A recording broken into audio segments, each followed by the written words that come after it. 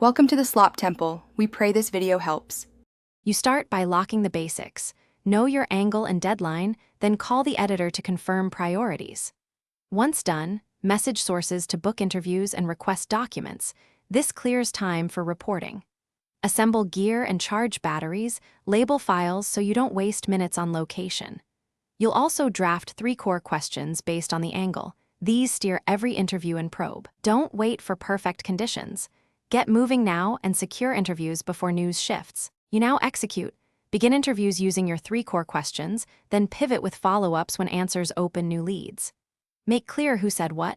You speak the quote, confirm attribution, and timestamp audio. While you collect quotes, hunt documents or records that corroborate claims, verify against at least 2 independent sources. Once you've gathered evidence, synthesize notes into a timeline so you can explain events logically. Make sure to back up files immediately to prevent data loss. You finish by writing a tight lead that answers who, what, where, when, why, and how, then build 2-3 paragraphs that support it with verified quotes and documentation. Once written, edit for clarity and run a final fact check on names, dates, and figures before sending to the editor. After approval, publish to the CMS with accurate metadata and links.